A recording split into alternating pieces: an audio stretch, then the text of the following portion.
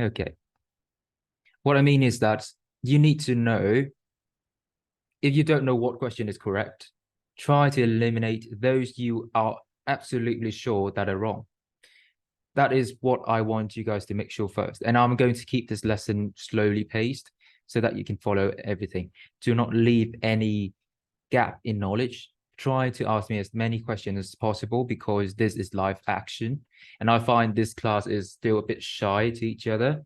And I would encourage you to communicate a bit more. If you fear of disrupting me or any others, just raise your hand and I will share your spotlight. And because these will be, as I said, very difficult, I don't want anyone to be left behind. So keep track on it and try to be actively engaging and actively learning so that we can achieve the best result. Obviously, you don't need to make everything correct, to do everything correctly, but I want you to understand every single thing. That's the only requirement that I want you to do. You don't need to do it right at the first time, or don't even need to do it right even, but you need to understand why this question has that answer and why those options are wrong. Okay, let's start off with second question. Oh, hang on. The second question. And this one belongs to them. Can you start this off for me and tell me how, firstly, what is your answer? Let me check first. I choose D. To D, all right, that's a correct answer. And can you tell me why you got D and how? I'm sorry. So the questions says that why Bill regularly asks about sea foreign men, and in the last two sentence, it's described that Bill would be very cautious and seem like um he's avoid to encounter any seafaring men, so I choose D. Okay, nice explanation. Let me see. You said the last two sentences. In fact, this one has only three. So we're going to walk through the entire paragraph. The first one is just talking about his action. So just giving us a little bit of context. So what we need to remember here is the structure of a story or a paragraph. This one has the structure. Every day when Bill came back from his stroll, he would ask if any seafaring men had gone by along the road. So this is just explaining his action. So you can understand that this one doesn't relate to directly to the question. That's why Thumb avoided that question. So why is this important? Because remember, the SAT is, the reading part at least, is an evidence-based. Those questions are evidence-based. What does that mean? That means is, in a context of the SAT, you need to find where to look for the information before you try to answer it. So on the paper SAT, you have the entire long, lengthy passage, which has multiple paragraphs, and you don't really know where to start. And that's for another time, but it doesn't really relate to what we're doing right now. But in this case, we're doing reading writing on the digital SAT. And digital SAT is significantly shorter. So we need to look extra closely to the information that we deem correct. In this case, if I say that this one is just explaining his action, just describing his action, we eliminate it and we don't even care about it anymore. So this one is not about a big picture where we need to focus on the topic sentence or the structure of the paragraph. This is talking about a detail. So this detail is the detail of him regularly asking about seafaring men. So in this case, we need to look for the why. Where does it explain why?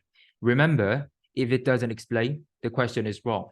But if it does, well, the question is never wrong, right? So it most likely to be going to the will be phrased on the paragraph. Why does Bill regularly ask about seafaring men? So the author most likely answered that before, because remember, evidence-based, everything we need to know is here. If it doesn't answer this question directly, then do not infer, I'm sorry, and just go with the randomizer, because this question is in this case, would most likely going to be wrong. All right. At first, we thought it was the want of his company. The want of is quite popular for an old passage. Remember, this one is 1883. So it's kind of old. The want of is the habit. Remember this one? Okay, because it will appear a lot. Obviously, you don't really need to know every single vocabulary out there for the 1800s century, for the 19th century's literature. But there's something I want you to notice. Thy is you, and thou is your. Thy, thou, and the want of. This is an A. Don't get mistaken with this. The want of, this one. The want of is the habit. Thy, you, thou, your. These are the vocabularies that I want you guys to take note, so that you won't be fumbling upon these ones, because it seems very easy, but it's very popular. At first, want of his company of its own kind that made him ask this question, but at last he began to see he was desirous to avoid them. So this one mentions he was desirous to avoid them. So he desire. Desirous means desire, right? English is very logical. So this one seems like desire because it shares the same root. This one is about desire. Desirous is its adjective. And so he desired to avoid them. He want to avoid them. It's not that his habit is to ask the question, but he actually hates seeing them.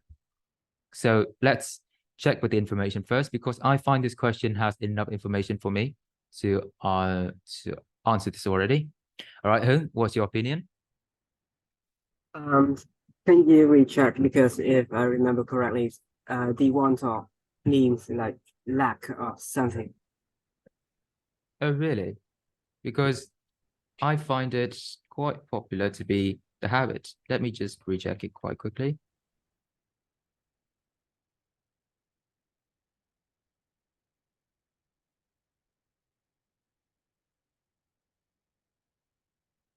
Oh, no, so this one is O, not A.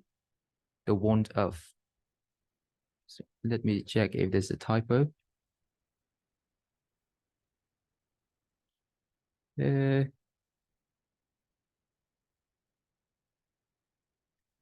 this case, it is about habit, but I think there's a typo here. So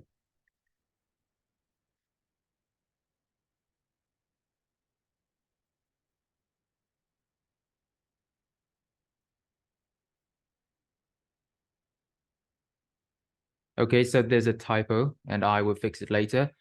But in this case is actually the want of. Want. Yeah, I think it's the want of. Is it? I mean, because of the word company, I mean it kind of makes sense that it means lacks of company, because he is asking for someone, and that lack of company makes him us thought that, yeah. Right. So lacks of company makes us ask his own question. Yeah, that makes sense. That totally makes sense. Yeah, that's suitable. The want of. Right. So I think this is in this time I just typed it wrong on my document. So okay, thank you for noticing that. So this one is not a typo. It turns out, let me just double check it so that I won't make another dumb question like this, dumb mistake like this. Let me check the ID of this question.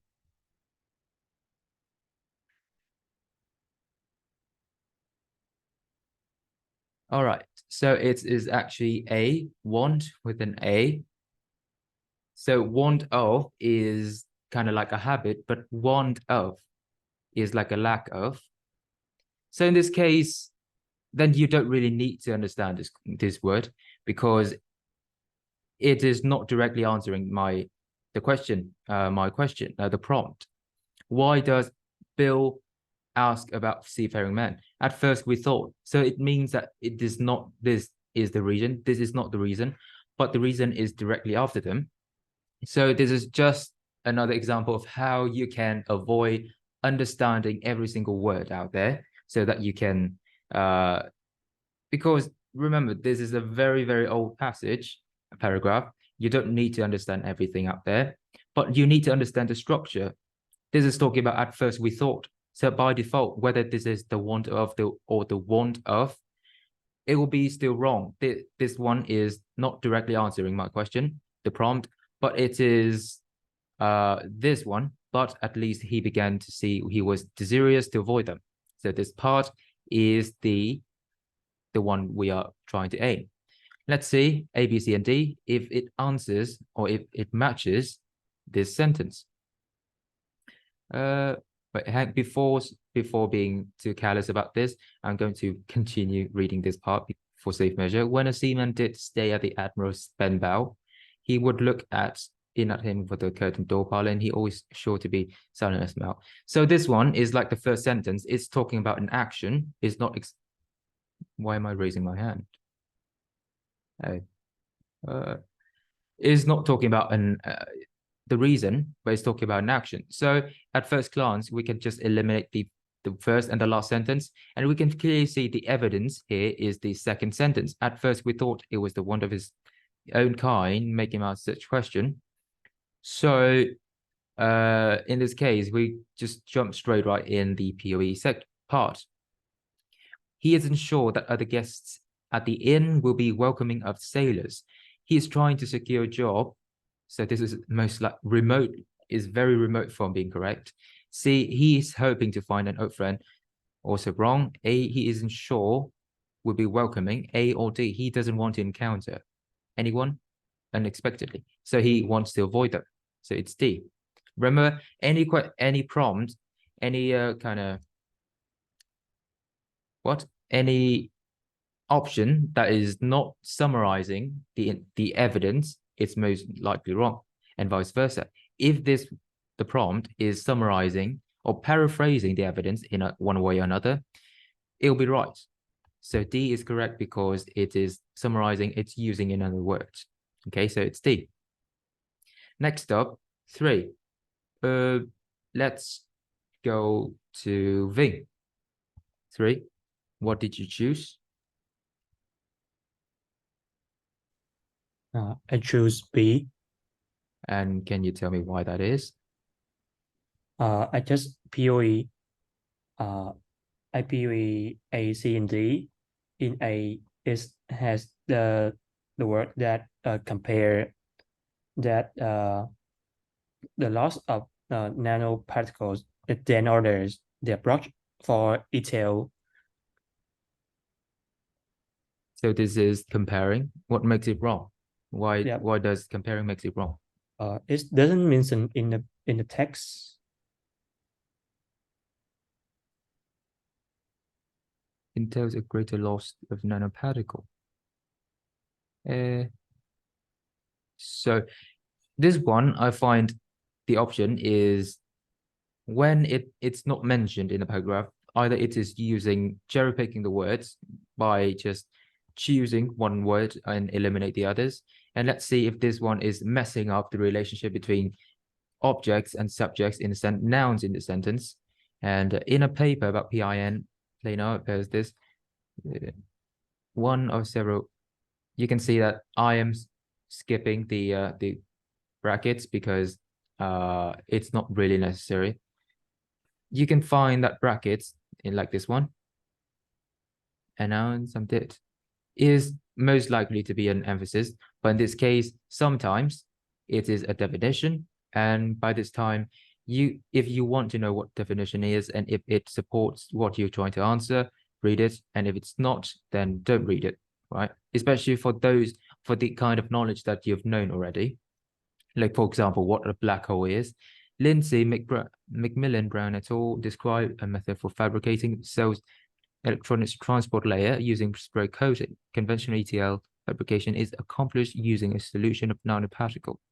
Process can result in loss up to 80% of the solution, increasing the cost of manufacturing at the scale, an issue that may be obviated by spray coating fabrication, which researchers describe as highly reproducible, concise, and practical. Actually, on a scientific passage or a paragraph, there's something more is called logical comparison.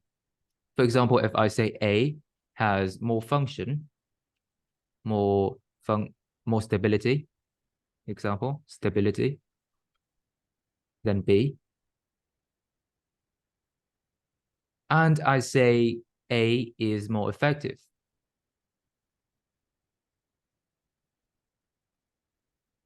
than B. This is the sentence, ... And this is the option, the prompt, the option we're trying to eliminate. And in this case, it's not really incorrect, although it is not mentioned. And although they say that if A has more stability, if they don't even mention B, they're not comparing directly A to B. We need to assume that if A is newer, then it is improving upon the older one, which is we are indirectly comparing between the two products or the two states of a matter. In this case, this is actually comparing, but what makes it incorrect is not the comparison. Can you find why is this question incorrect for me? It just talk about the convention method of ETL, but so we can compare the solution loss.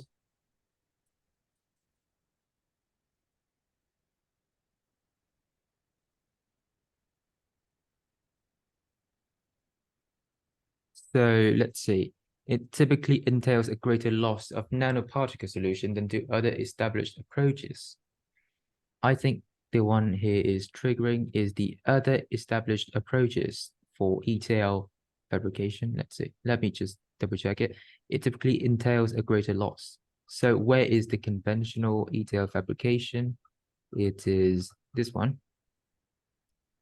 Using a solution of nanoparticles result in a loss up to this other precinct.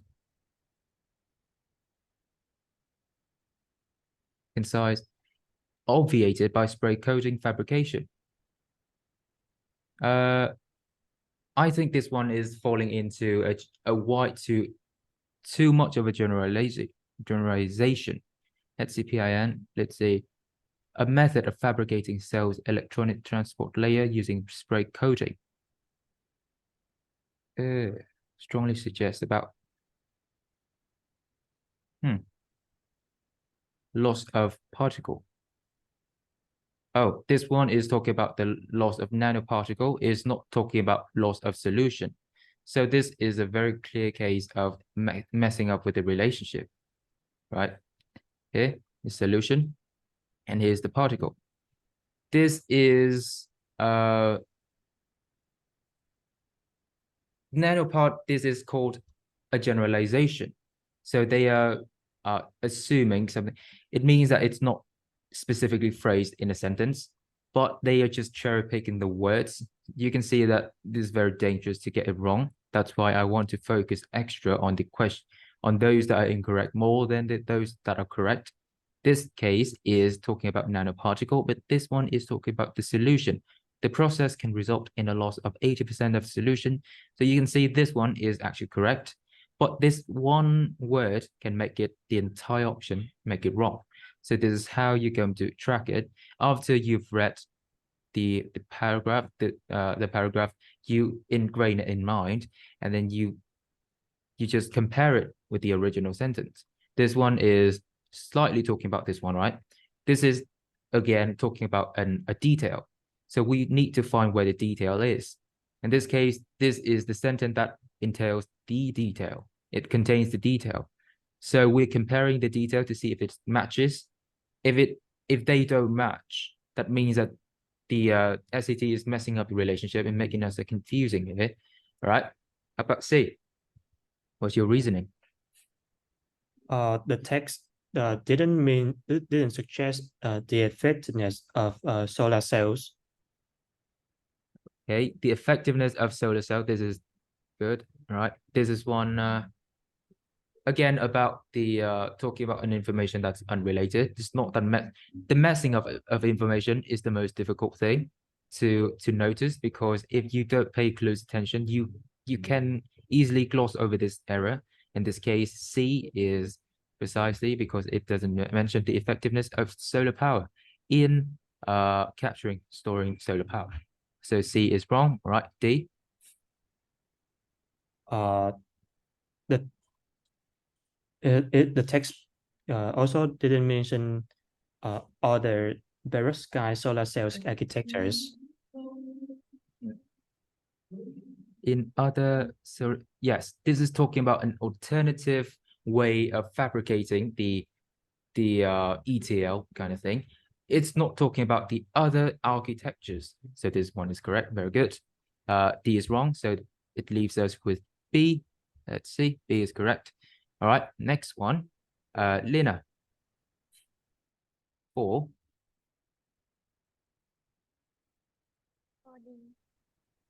D. He has altered his approach to sculpture over time.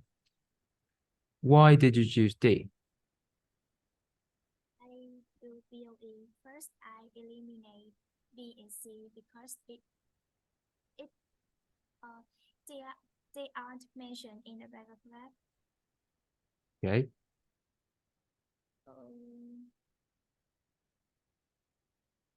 And A is also not mentioned in the paragraph.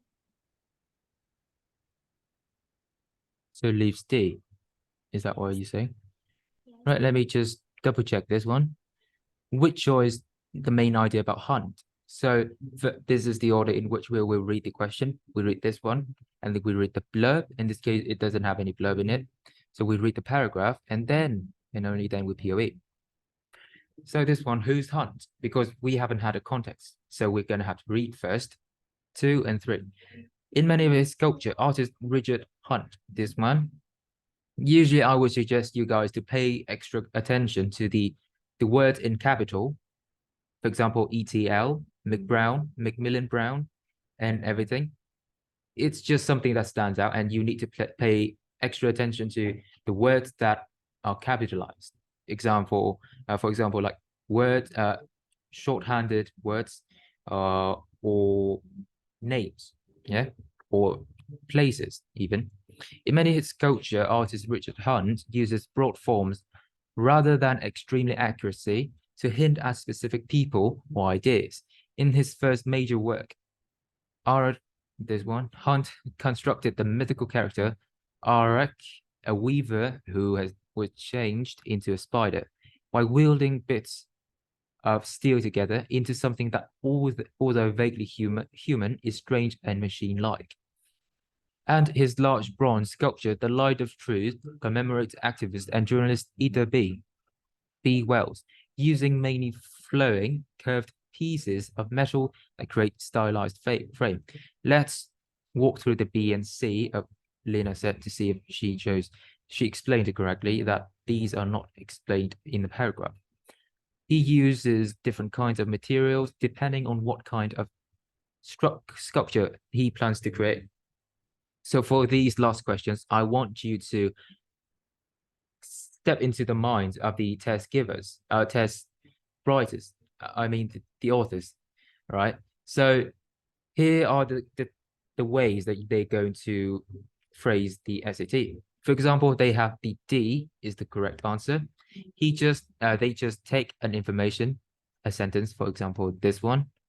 Just take an example, this one, and they paraphrase it in any way, shape, or forms to make it unrecognizable to those who haven't read the paragraph yet. So A, B, C, they just pick randomly one sentence or one information, and then they alter one word even, or one strain of words, multiple words even. So that's how they're going to create different options for a multiple option question. So this one, B and C, he uses different kind of materials depending on what kind of structure he tries to make. Weaver, spider, bits of steel together is large bronze. So this one is because they think that we would make a mistake like this, wielding bits of steel together, and the steel is one material, and his large bronze sculpture, the Light of Truth. So these are the two different materials. So they must, the authors think that we notice this, and then we just assume that he uses different materials for different kind of sculpture, and that's how one might be wrong in this question. B, he uses different kind because this one is not talking about what kind of sculpture he plans to create. This is not mentioned precisely. And C, he tends to base his art on important historical figures rather than fictional characters. Well, this one is mythical character, so this one is directly incorrect. So C is wrong. A or D, let's see D first. He has altered his approach to sculpture over time, and his work have become increasingly abstract. Abstract means flowing, curved pieces, metal that creates stylized frame. His approach to sculpture over time. So,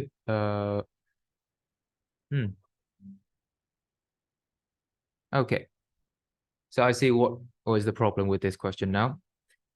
Lena chose D because she think this one is abstract, right? Did you think this? Or you just POE? Do you know what abstract means? Yes. So are you assuming this is abstract because of this phrase? Yeah. Okay, let's see. So this is what many of my students would make mistakes because flowing curved pieces of metal that create stylized frame is somewhat of a definition of what abstract is. Abstract is like multiple shapes and just very complex shapes. That is abstract. And minimalism is the directly opposite to abstract, which means that it is very simple, straight lines and things like that. And abstract is very complex and very colorful. That is what abstract art is. So in this case, flowing curved pieces, we would assume that his sculpture, his works have becoming increasingly abstract is true because this is 2021 and this one is 1956. So there's a progression, right? But in this case, this paragraph, it doesn't say anything about his work have increasingly abstract, become increasingly abstract, because this is talking about just talking about two works, right? This is talking about two works. The main focus here, the main emphasis here is about two works, and it is about his style.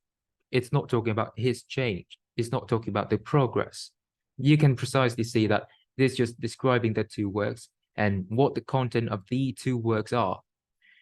It doesn't say anything about the approach, right? So this one is precisely not mentioned, although they just choosing the information and they just switch them up a bit and to make it feels like what is correct. So it is A. Why A, you may ask, often depicts his sculpture using unrealistic styles. The first work is undoubtedly undebatable because they are very unrealistic. Look, mythical character in itself is unrealistic, and also an activate and dualist either be well using flowing curved pieces of metal that create stylized flame. Stylized means that it is not realistic. This is directly opposing realistic.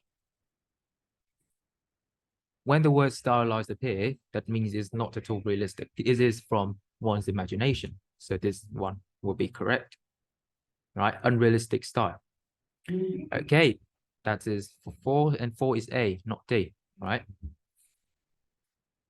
5. It's Hung's turn. 5. What did you choose? 5D. 5D.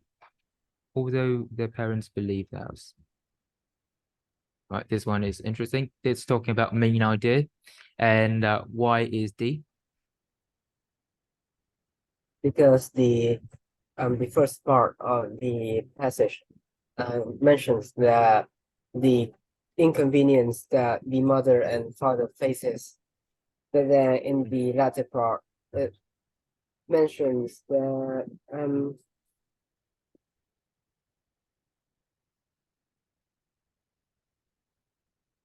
in the last line it mentioned that the house seems like a fairy place in an earthly paradise, which I believe is positive.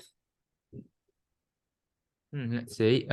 This is not a pretty house and annoyed by the no shells, so this completes the first part of this option, several drawbacks. And let's check if the latter part. So this is what we would go back to splitting answers and splitting the question. This question has only one key, so what is the main idea? But the answers, this answer, for example, the D part, has two keys. Firstly, the several drawbacks, and secondly, is being enchanted by it, the children being enchanted by it. A, beautiful and well built. The children miss their old home. B, children don't like the house, and the parents do. And C, each member of the family admires a different characteristic of the house. These are the keys. And so that when we read through and POE, we notice these keys. And Hung said that this part is actually the first part of the D option. How about the latter part?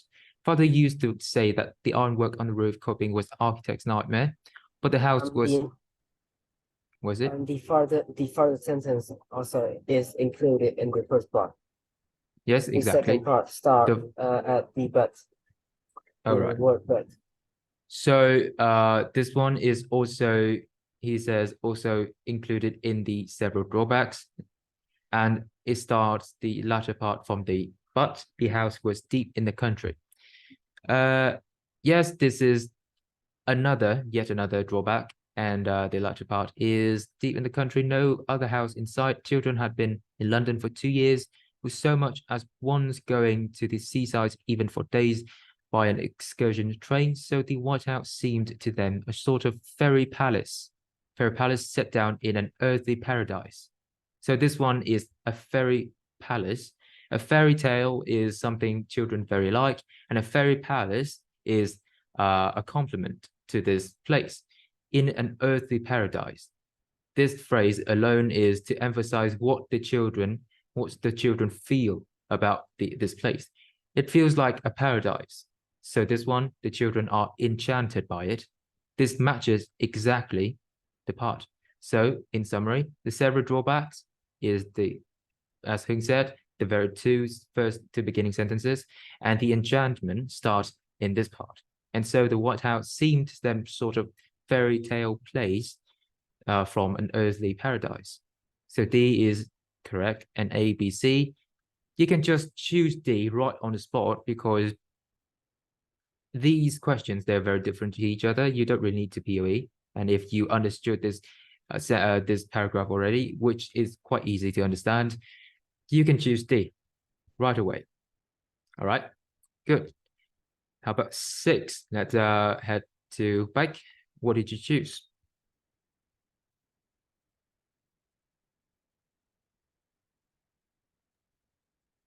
Number 6. I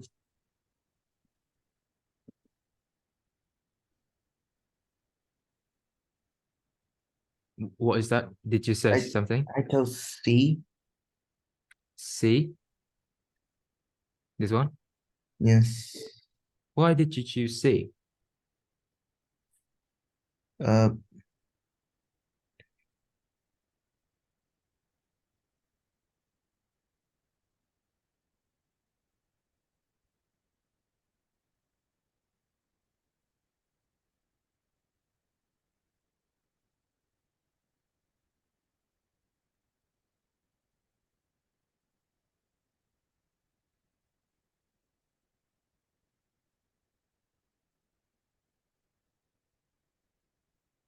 So basically how it like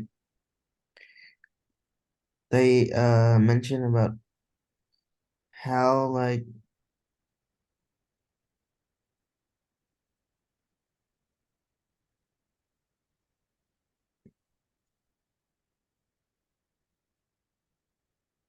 I don't know how Okay, let me just walk through this question real quick. When the doctor takes it about this one, how do people in the capital of the Mexico most likely regard Dr. Mal Sulfrido? So firstly, this question is very precise to begin with. It states specifically what we need to look for. Firstly, is the people, and secondly, is the perception of the people. What is the people think? What is the idea of these people thinking? So we're looking for the perception of these people. What are they thinking of this man? Not to look for these man, but the people. It is a saying that the capital of Mexico carries more family secrets under his hat than any archbishop. Right?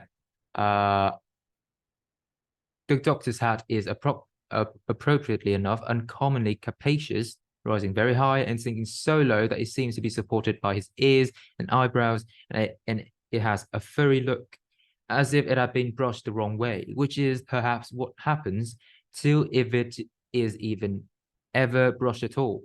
When the doctor takes it off, the family secrets do not fly out like a flock of parrots, but remain nicely bottled up beneath a dome of old and highly polished ivory.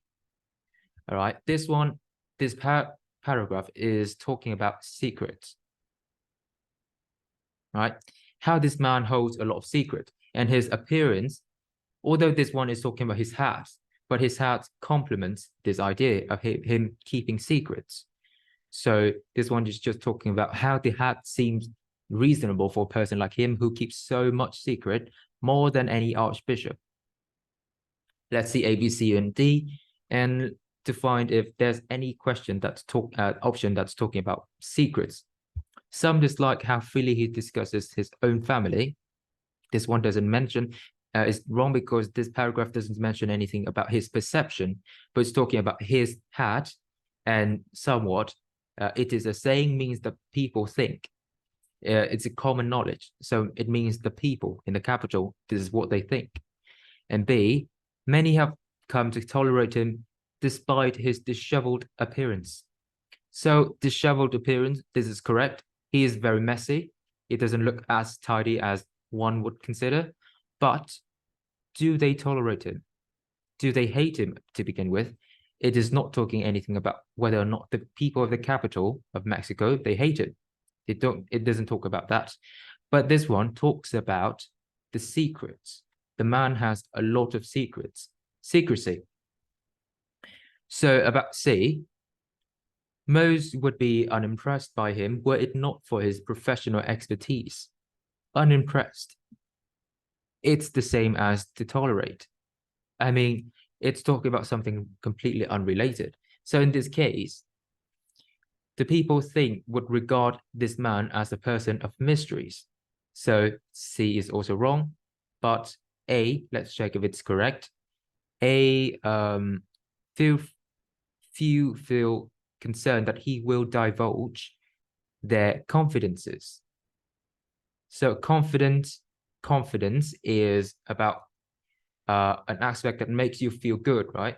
But in other cases, it can mean secrets. This is a second meaning of it. So look, confidential is utmost secret for like government documentation. They are confidential. So confidences can be understood as something as secrecy. So A is correct because few feel concerned that he will divulge their confidences. This is the only thing that's talking about secrecy. So A is correct, right?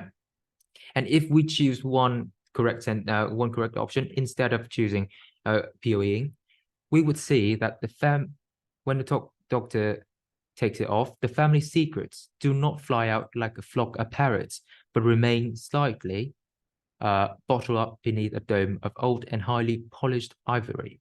So we can see that if we rely on this sentence alone to come up with conclusion that this one is talking about confidences, it's quite difficult, right? But when we just POE the remaining three, we can find out that this one is very easily to be referenced in this last sentence. When the doctor takes it off, people fear that the family secrets will fly off like a flock of parrots, but it doesn't. The secret stays. So few people fear that he will dig up the secrecy they shared with him or he keeps, right? That is how we do the sixth question and how we approach POE with POE. Right, seven, let's turn back to Hung. Can you do the seven for me? 7C. 7C, can you tell me why?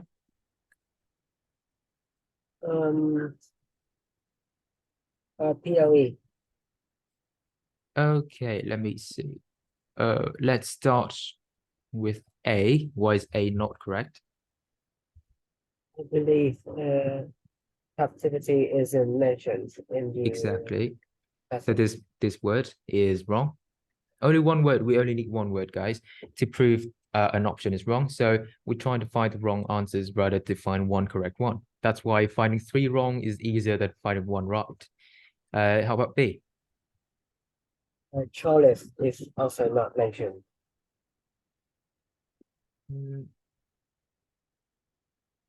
Okay. It's Wait, talking about jawless marine animals. But the passage doesn't mention anything that correlates being cholish to the slime. The ability of hackfish to slime their attack is compensated for being jawless. So firstly, it doesn't talk, let's see, because the threats are unusually strong in the elastic, scientists recreate. So this is just introducing a jawless marine animal. It doesn't talk about the feature of being jawless. So C is incorrect because I'm sorry, B is incorrect because it is diving in something that is not explored in the context of this paragraph. So how about D? Why is D wrong? Because the scientists are not using the slimy threads to create that fabric. They're using petroleum-based fibers. Okay. The slimy threads that hagfish release might help researchers create a new kind of fabric. Recreate them as an eco-friendly alternative to petroleum-based fibers that are often used in fabrics. The researchers want to reproduce the threats in the lab because farming hagfish for the slime would be expensive and potentially harmful to the hagfish. So you're saying that they don't use the threats to create a new kind of fabric. That's why D is wrong. But this one is just simply talking about might help in one way or another.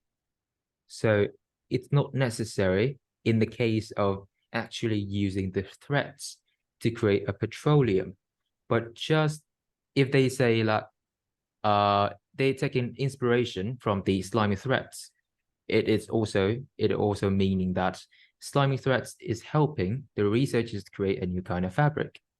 So the reasoning is quite off here. Can you find a different way? Or do you find if C or D is wrong? And why? Can you change up a bit of the conclusion?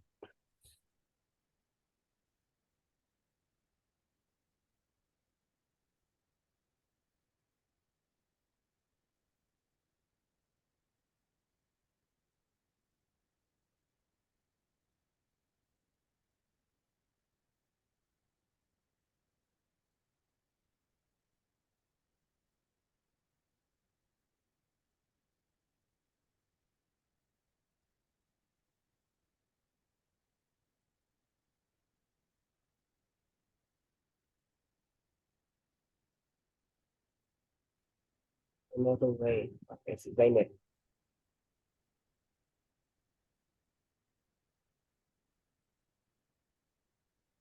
I don't really have another way of explaining it. Okay. Let's check the C and D, because if D is just a bit trippy here, let's check again C. Hagfish have inspired. Okay, hagfish is plural because the fish in itself is both singular and plural. Fun fact. Hagfish have inspired researchers to develop a new petroleum-based fabric to protect themselves. This is hagfish released a lot of threats because the threats are strong. They have been trying to recreate them in a lab as an alternative to petroleum-based fibers. Do you see what's going on here? This is an alternative to petroleum-based fibers. And this is talking about creating a new petroleum-based fabric. So is it correct? Yeah, it's not wrong. Oh, so the correct answer here is D. right. D is still, it might seem wrong at first, but C is severely wrong because it is directly cherry picking an information, and it switches up the information by one word, one way or shape or form. So this tricks us into thinking C is correct, because in itself, I would think C is correct had I not read this sentence carefully. Alternative, not a new one. So they're trying to replace it, not to replenish it, right? So try to focus on these kinds. I think that you get the main idea quite quickly and quite accurately. But when it comes to switching up the relationships, the try to focus on the questions, the options that utilizes or that making use of such technique to fool us, right? I think your weakness lies within this field of incorrect answer. All right. So next time, pay extra attention to the options that you suspect that is kind of making us confused by the relationship of the sentences by cherry picking the words. And that in that case, I would really think that you can get a almost perfect score on the reading writing. So try your best, right? Okay, that's just 7 questions of the central ideas and details, and it's quite taking up quite a bit of time already. So yeah, let's see if we can. Let's see, inferences. Let's do the cross-text connection first, and then if we still have time, we'll try to complete the inferences, and I'll try to cover as much as possible of an information to you guys in 30 minutes, right? Cross-text connection. Why I put these two in last, because central ideas and details, it's the most common of the final bosses of the most difficult questions on the SAT. Central ideas and details, they are the most common. And cross-text connection, they're like possibly 1 or 2 questions on the SAT on the 27 digital reading writing module. But on each module, I believe there's only like 1 or 2 cross-text connection, and inferences, only the logically complete text, I'd say 3 to 4. And this one is just in everywhere, right?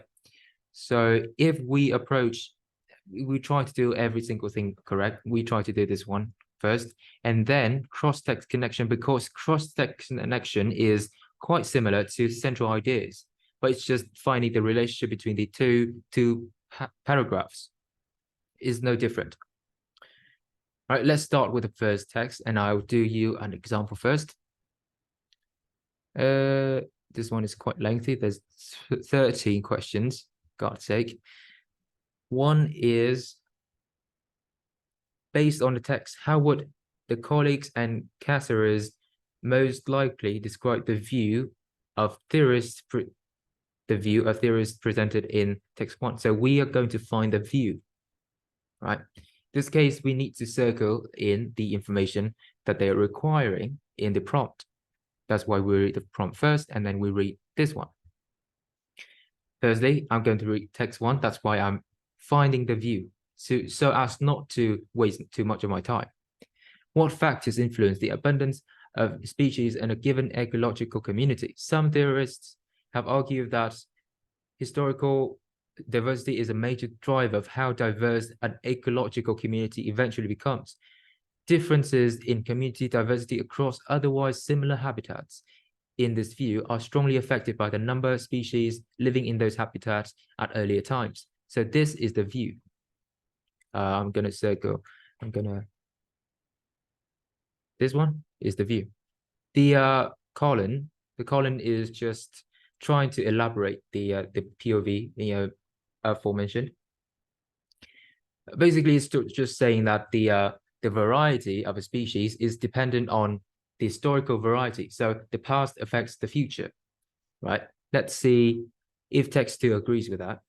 Firstly, we need to find if assigned passages, paragraphs, which I find plenty of, they have these relationships. Firstly, is oppositing, contrasting each other, and secondly, is supporting. Supporting in a sense that there are two ways of supporting. Supporting is providing examples or evidences or evidence. Secondly, is providing an improvement.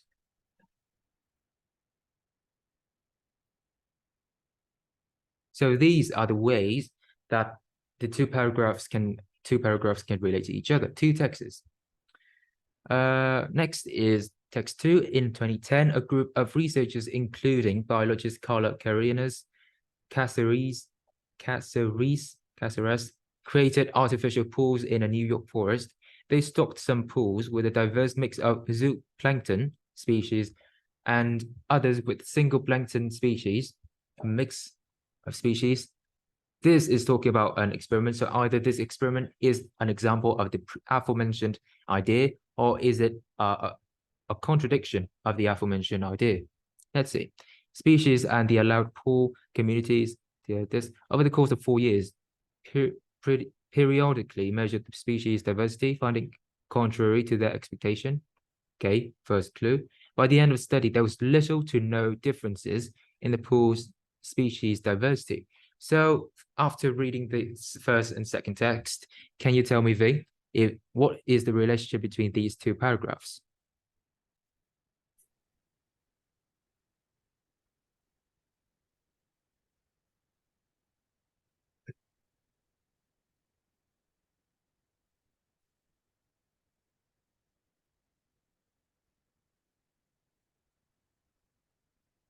Is it supporting or is it contrasting? It's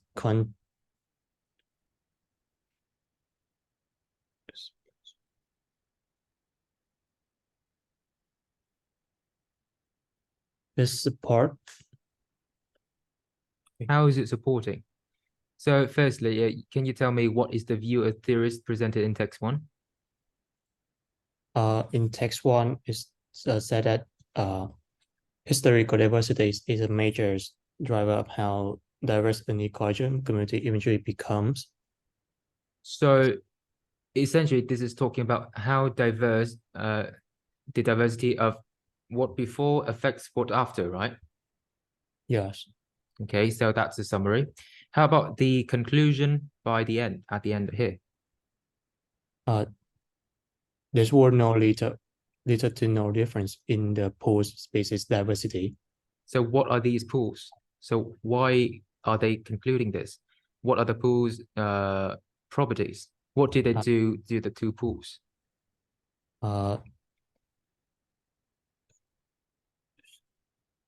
It doesn't support the text 1. So in this case, it is contrasting, right? Yes. Right. So the conclusion from this experiment is basically from this one. A mix of zooplankton species, and this one is just a single zooplankton species. And they measure the diversity after the experiment, and they found little to no differences. So that means the before environment doesn't affect the after environment. So this is the relationship between the two paragraphs. That's POA. A, it is largely correct, but it requires a minor refinement. So it is not correct. This one, A is wrong. B, it is not compelling as a theory, regardless of any experimental data collected by the research team. B, compelling as a theory, regardless of, so compelling, let's leave it there because it sounds very innocuous. D, It probably holds true only in conditions like those in research teams study. Contrary to their expectation, and hold true in condition like those in research teams study. Research team studies. Oh, this is actually false, right? If this sentence can be true, if D is a correct answer, this can be phrased like this. It probably holds false only in conditions like those in research team study, because research team study is the second text. The second text. And the second text is talking about how they don't relate to each other. So it will be false in this condition, not true. So D is wrong. And how about B and C? It may seem plausible, but it's not supported by the research team's findings. So C is precisely what we're looking for. It might be reasonable, but on the findings, the conclusion is not supporting that. So there's something wrong here. But in this case, it's not compelling because this paragraph is purely about conducting experiment and concluding the experiment. That's it. That's what text 2 does. And B is not talking about the point of view of what they think about compelling or not, whether it is interesting or not. It doesn't talk about that. All right, next, that's how I just proved to you guys. 2 is quite difficult. So yeah, 2 is quite difficult. So I'm going to do this as an example also. Soy sauce. Firstly, I'm going to read the prompt first. Based on the text, if Ishii and O'Mahony and Sugar et al., text 2, were aware of the findings of both experiments, they would likely agree with which statement? So these are the 2 experiments. Soy sauce made from fermented soybeans is noted with its umami flavor. Umami, one of the 5 basic tastes with sweet beta, was formerly classified when taste receptor was discovered in 2000. In 2007, to define the pure umami flavor, scientists Ishii and Michael O'Mahony used broths made from shiitake mushrooms and kombu seaweed, and 2 panels of Japanese and US judges closely agreed on a description of the taste. Okay, text 1, and then text 2, 2022 experiment by Magunhue et al. Led to a greater understanding of soy sauce's flavor profile. The team initially presented a mixture of compounds with low molecular weights to taste testers who found it not as salty or bitter as real soy sauce. Further analysis of soy sauce identified proteins, including dipeptides, that enhance umami flavor and also contributed to saltiness. The team then made a mix of 50 chemical compounds that recreated soy sauce's flavor. So this is using soy 1 of 5. Shiitake mushroom, kombu seaweed. Agreed on description of the tastes. Fermented soybeans, noted for its umami flavor. 1 of the 5 tastes, pure umami flavor. Use broths made from shiitake mushroom and kombu seaweed. Okay, let's see. The broths in 2007 experiment most likely did not have a substantial amount of the dipeptides that played a key part in the 2022 experiment. They would likely agree with which statement? On average, the diets of people in the United States tend to have fewer food. Okay, B is wrong, obviously. It doesn't talk about any diet of the United States. C, chemical compounds that activate both the umami and salty taste receptors tend to have a higher molecular weight than those that only activate umami taste receptors. Chemical compounds that activate both. And let's see D. Fermentation introduces protein responsible for the increase of umami flavor in soy sauce, and those proteins also increase the perception of saltiness. Fermentation. I don't think text 2 talks about fermentation. A 2022 experiment, low molecular weights. introduces protein responsible for the increase of, yeah. Text 2 doesn't talk about fermentation, so it cannot be, they cannot agree with the statement that fermentation introduces proteins or anything. And also it doesn't talk about proteins, which is the major topic of text 1. So A or C. Chemical compounds that activate both the umami and salty taste receptors tend to have a higher molecular weight than those that only activate umami taste receptor, or the broths most likely did not have a substantial amount of dipeptides that played a key part in the 2022 experiment. Dipeptides enhanced flavor and also contributed to saltiness. So this one has saltiness. Find it was not mixture of compounds. Right, let's see.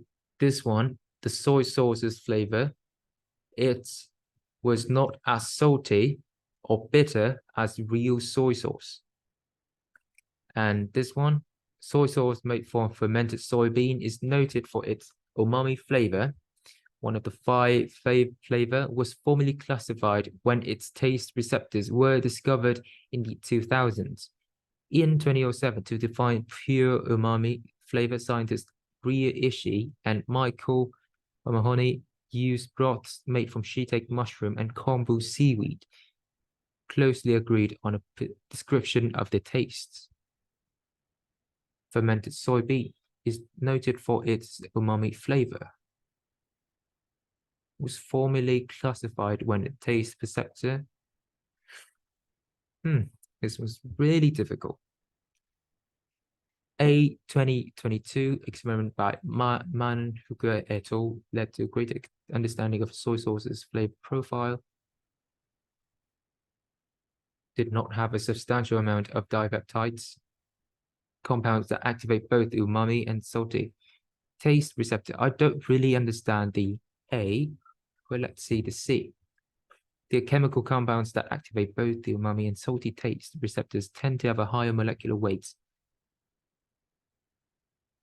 than those that only activate umami taste receptors. Higher molecular weight. Higher molecular weight, chemical compounds that activate both the umami and salty taste receptors. Interesting. So this one is talking about have a higher molecular weight. And in text 1, it doesn't talk about the chemical compounds having a higher molecular weight, but it's purely talking about soy sauce and the broths. Where's the broths? Here, which are mentioned in the option A. But C is main emphasis of C is talking about higher molecular weight than those that only activate. So what text 1 is saying that soy sauce has only has an umami flavor, and text 2 has some sort of salty and bitterness, saltiness in addition to the umami flavor.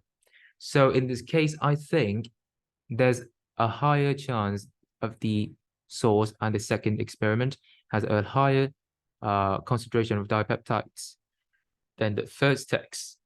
But C is denoting that the chemical compounds have a higher molecular weight. Because we are agreeing, both authors are agreeing, they must have like a proof of concept to agree upon to agree upon a shared assumption, right? But how about text 1? It doesn't have any kind of explanation about something that has a higher molecular weight. Even it doesn't remotely talk about molecular weight. So C cannot be correct in this sense. Okay, I'm going to cross out C. I'm going to choose A. Chemical compounds that activate both the umami and salty taste receptor tend to have higher molecular weight. So yeah, C is way less safe than A. A is quite obscure. It's quite difficult to understand at first because I still don't understand it. But C, I can clearly see that it has the main emphasis on the molecular weight, and which is actually the main point of text 2, but it is not even mentioned on text 1. And it doesn't, because this one is talking about dipeptides and it doesn't talk, is not mentioned from text 1. But what is the meaning of dipeptides? Dipeptides enhance umami flavor and also contributed to saltiness, which the first text lacks. So this one is still relating, but C is talking about higher molecular weight. The main emphasis is on the weight, not the flavor. And on text 1 is also talking about flavor, not the weight. It doesn't say anything even remotely close to weight. So text 1 is wrong. Text 1 in this case, option C in this case, must be wrong. It can't be right. So it's A. Let me just recheck it real quick. This is question 2. All right, that's A. So you get where I came from, right? Firstly, we cross out C, B, and D quite easily, and that leaves us with A and C. And A is quite innocuous, it's quite obscure, and I don't really have a clear sense of understanding for sentence A, for option A. But I do find a significant error in option C is that it is mentioning and it's putting weight on a higher molecular weight. It's emphasizing the weight instead of emphasizing the flavor, which is the main idea of the text 1. So C can't be agreed upon by the two authors because it's not concluded in the first text. So it doesn't talk anything about weight. So C must be wrong. That leaves us with A. When we cross out POE, we sometimes find questions like this. This is why this question is so difficult, because the A is not 100% correct, and the C, B, C, D, they are not 100% wrong. But A is somewhat like 60, 70-ish% correct. That makes it difficult to spot. But C is 100% wrong because it puts the wrong emphasis on the wrong part of the information, because they are asking for the agreement between those two. So they asked for the agreement, for the conclusion, the shared conclusion between the two. So in this case, it's about taste, not about the weight. So C is wrong. All right, it's quite difficult to understand at first, but believe me, after doing 3, 4, Christ, there are 13 questions here. I think we will carry on this lesson until next week because I can't rush the process. And for the August test takers, I'm going to explain it beforehand for you guys in the supplemental lessons. But for the time being, I would carry on with the inferences before we pause the classes, today's lesson, because we're going to have to walk through the entire thing. Okay, the first question is quite simple. I don't know if you guys made this question wrong. Oh no, yeah, there's just one wrong in this question. Melodic, we've done this plenty of times already. So I'm going to come back to cross-text connection next session. And for the time being, I'm going to move on inferences, because cross-text connection, I find it's quite difficult to properly gauge difficulty of this and the information of this question, this type of question. So we're going to move on with inferences. For inferences, the most difficult and the most like stereotypical kind of question is about most logically completes the text. And this is how we're going to find out that whether or not this is an inference kind of question. So let's see.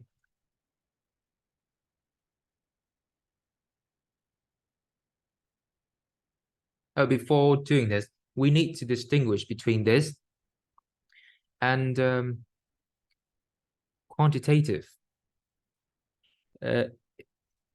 This one is not inferences because it has data in it, but sometimes it says most logically complete the example, right? This one is you have to use the data to complete the example, but the inferences kind of questions, you have to use the context. This is your graph. You have to read and understand the context. Many animals, including humans, must sleep And sleep is known to have a role in everything from healing injuries to encoding information in long-term memory. But some scientists claim that from an evolutionary standpoint, deep sleep for hours at a time leaves an animal so vulnerable that the known benefits of sleeping seem insufficient to explain why it became so widespread in the animal kingdom. These scientists therefore imply that something here. Let's start with A. Hang on a sec. Let's start with A. It is more important to understand how widespread prolonged deep sleep is than to understand its function. Or B, prolonged deep sleep is likely advantageous in ways that have yet to be discovered. Or C, many traits that provide significant benefits for an animal also likely pose risk to that animal. All right, this one is just sounds stupid. D, most traits perform functions that are hard to understand from an evolutionary standpoint. This will be very easy for those who are logical thinkers. And you can see that from an evolutionary standpoint, deep sleep for hours, it leaves animals very vulnerable. Yes. And sleep is known to have a role in everything from this and this, but it leaves the animal vulnerable. So it is insufficient to explain why it became so widespread. Let's see. A, it is more important to understand how widespread to understand this function. This is incorrect because it doesn't complete the explanation of why sleep becomes so widespread. This is talking about how sleep became widespread and why sleep became widespread. Imply, you see, imply is like an inference, and implies like you making a wild assumption, but it has to be a logical assumption and not wild.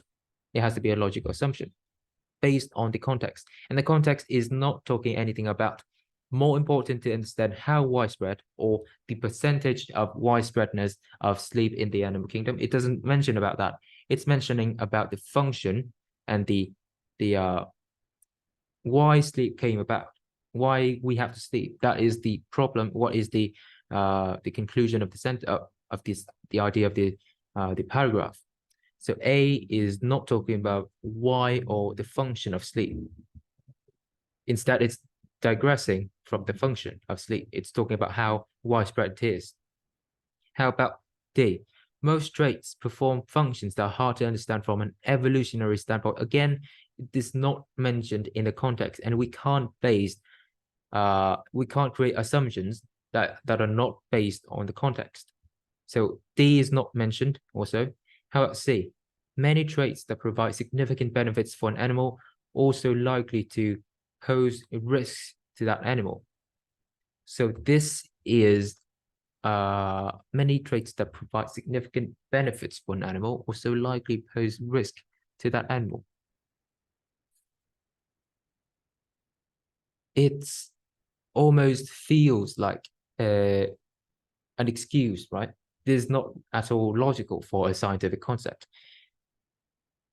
We try to steer away as much as possible from the outliers, right? So this is just like a lazy way of thinking. For example, you say that this one is claiming that sleeping is widespread, but it's sometimes it seems like it is very unbeneficial. But why is it so widespread? But in an evolutionary standpoint, it has to be beneficial in order for it to be widespread. But in C, it's like a lazy way of thinking. Some traits that's significant, but also is saying that it is positive, but also it's in some ways, shape or form, it is also negative, and it's okay in the animal kingdom. And this is basically a lazy way of thinking, of concluding a sentence or concluding a scientific research. So C is remote from even being correct. This is why C is wrong, because it's not logical to assume that this is just a lazy way of thinking. So C is incorrect. And D, I find D is the most accurate from the get-go, because this is suggesting of a gap in knowledge. So this is suggesting that we have to conduct more study about how beneficial sleep is instead of just assuming, right? These scientists, therefore, because of these reasons, because we have yet to understand fully what sleep does to animals in the animal kingdom, we have to conduct more discoveries so that we can understand it. So B is what we're looking for, not C, right? So these are very heavy, so we're going to have to make use of the remaining time. These won't be our top priority, and we have to save it to do the last, right? Next, let's see. This one, I'm going to leave it for Dom. What did you choose this question for the answer of this question? I choose C.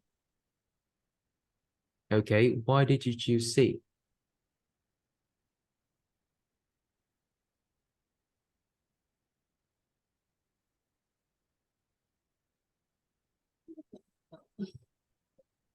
Um,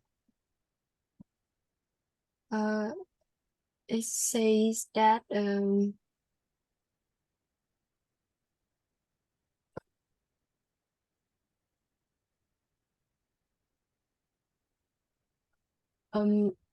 although the companies try to differentiate their brand, the survey conducted by some researchers shows that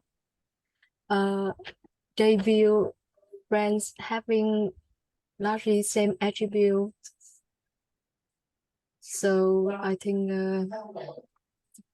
C is the answer. Okay, let's see. Marketing efforts focused on brand differentiation do not have much effect on consumers' perception of branded product attributes. So we're going to have to rely on this lengthy sentence first, but let's just recheck the entire context. Companies whose products are similar to competing products often pursue a marketing strategy of brand differentiation, trying to get consumers to associate their brand with unique attributes, to think of their brand as healthy, when in fact there is little difference among brands of the same types of price. J1 Sign and Francesco Oldamo Riley investigated consumer perceptions of such products, finding that consumers view competing brands as having largely the same attributes, and that any differences in the strength of consumers' association of brands with attributes are explained by differences in the market share. More popular the brand is, the stronger people's association with it are, suggesting that. So this one is saying that a brand is trying to get to say that, for example, two Apple companies one company want to be above the other. They say that my apple is more nutritious. It has the more of a color red on it, therefore it has more vitamin C. There's things like that. That's an example of marketing. So there's precisely this what they're talking about. But contrary to their belief, consumers, they don't care about the advertisement. They don't care. They just largely they consider the two competing companies or the competing companies, they largely share the same attributes. But the more popular the brand is, the stronger the attribute becomes. The more popular the brand of selling apple is, the healthier that apple becomes. It's ingrained in the perception of consumers, suggesting that they don't relate on whether or not the marketing strategy work and this perception of the users. So in this C, let's walk from A, B, and D first before coming down to C. Consumers tend to perceive products with high market share more positively. No, it doesn't talk about how positive and how negative. It's talking about an attribute. It's not necessarily a negative attribute, or it's not necessarily a positive attribute. So A is a too large, too specific, but in a wrong way. It's too specific. How about B? Marketing aimed at brand differentiation influences consumers' perception of branded products, but not consumers' purchasing behavior. So this is totally unrelated. Purchasing behavior is too much of an assumption here, because This is only talking about how they perceive a brand, not how they would buy it, right? How about D? Differences in consumers' perception of products attributes are less influenced by brands differentiation than by actual differences between products. So this is talking about differences between the actual products. It's not about marketing strategy, but in this case, they're talking about the same type of rice. So this is talking about the same type of products, but they're focusing on different ways of advertising, different ways of marketing. So D is also incorrect, leaving C. Marketing efforts focused on brand differentiation do not have much of an effect on consumers' perception. So C is correct. That's what we've been saying all along. Right, so 3 is C. Good, very good. How about 4? Lina, can you do this for me?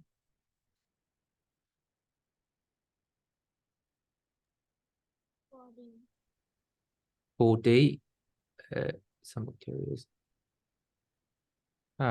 Why did you choose D?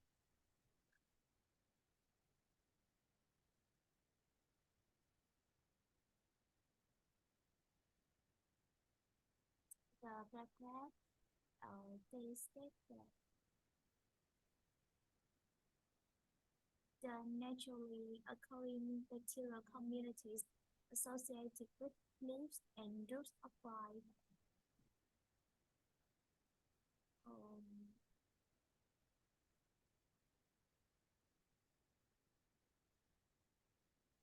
And they also into the research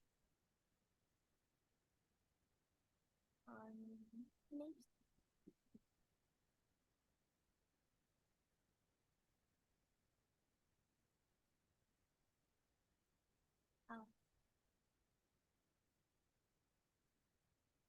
The research noted that drain flashing up soil could bring soil-based bacteria into contact with leaves, and they also noted that wind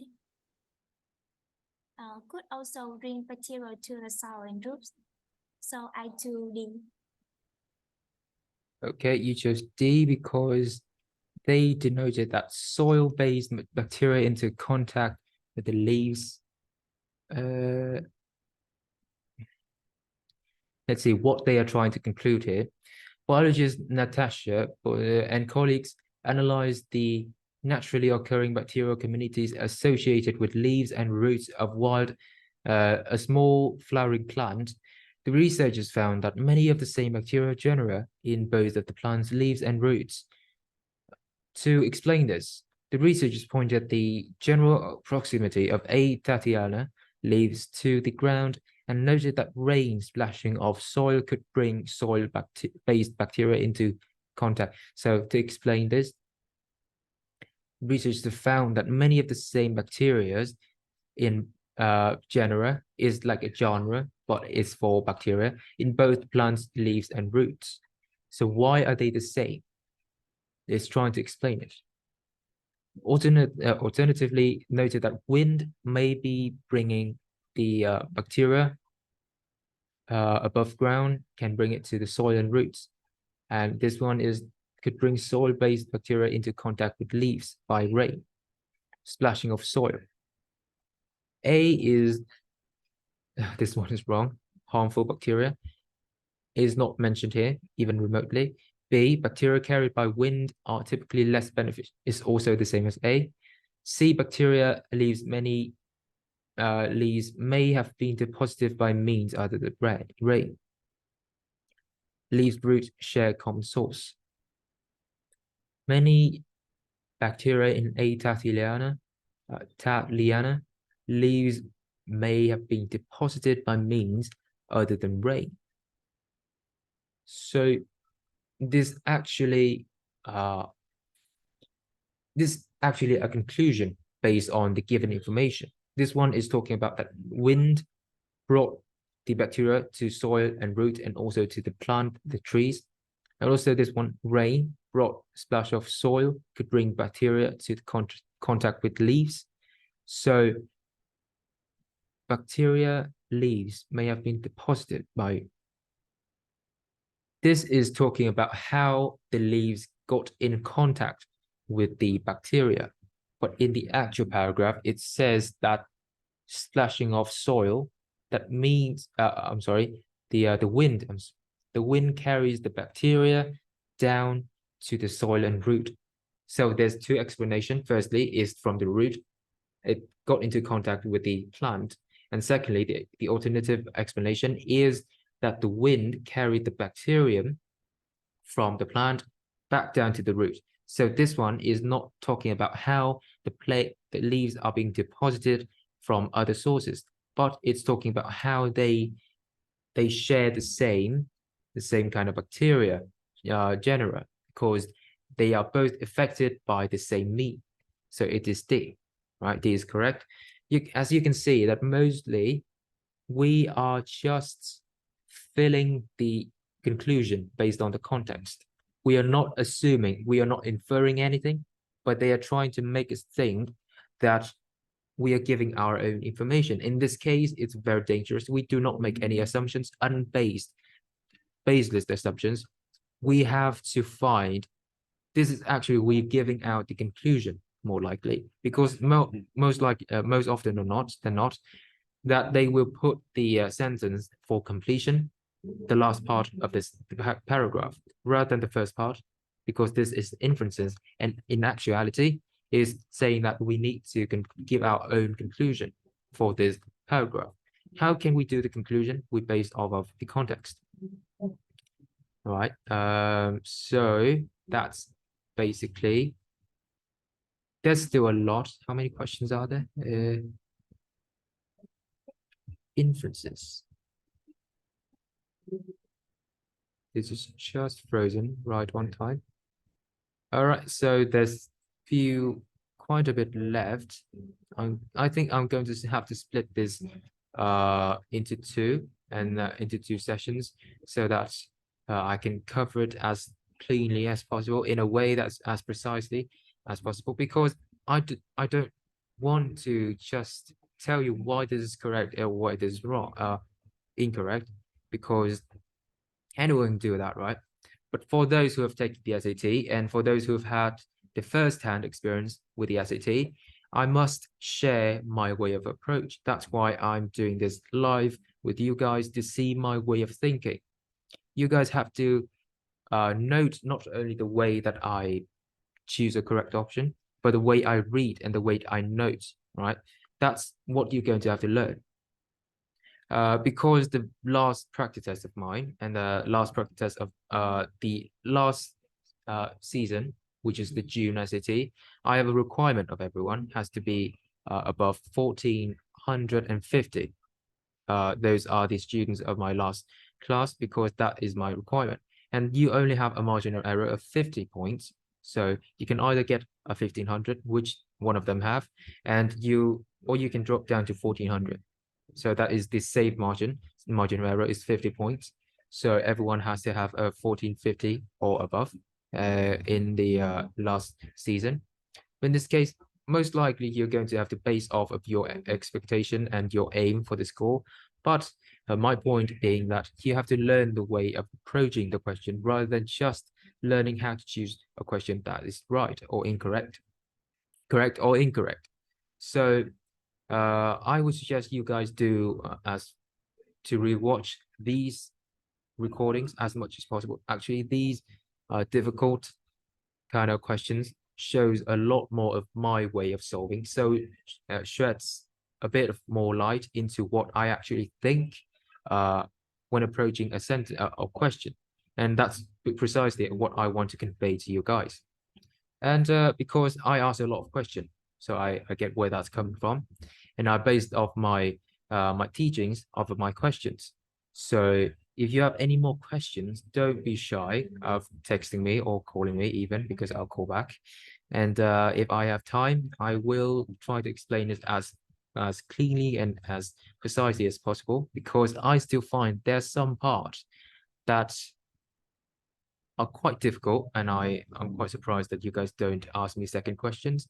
But if you feel like you haven't grasped yet any some of the information I've given you, just give it a bit more time to sink that in and redo the entire homework so that on yourself or on your own to see if you can come up with the same explanation or something different or your take on it to see if that's still correct. And you can ask me if your reasoning is correct or if your approach is correct.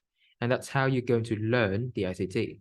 You don't learn how to do it correctly because that will be the same as learning for what the national exam is. There's nothing special about that. But on the ICT, you have to take it a bit more of a practical side. So I want you to think on that when you redo these very difficult homework, right? So do you guys have any more questions about this lesson?